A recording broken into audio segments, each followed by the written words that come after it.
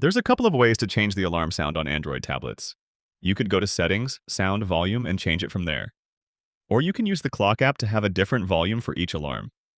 Let's look at this inside the Clock app. I'll go in, and then from the left side choose My Alarms. Here you'll see your existing alarms, or you can create a new one if needed. If I tap this little gear icon on the top left side of my screen, I can view the volume settings for my alarms.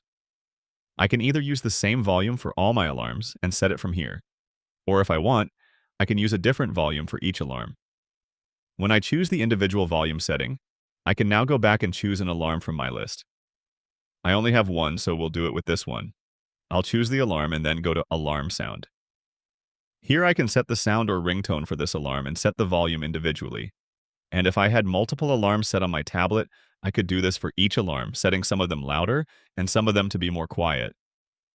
Just make sure to save your changes before tapping out, otherwise your volume adjustments won't change. Click the like button if this helped, and subscribe for more easy guides like this.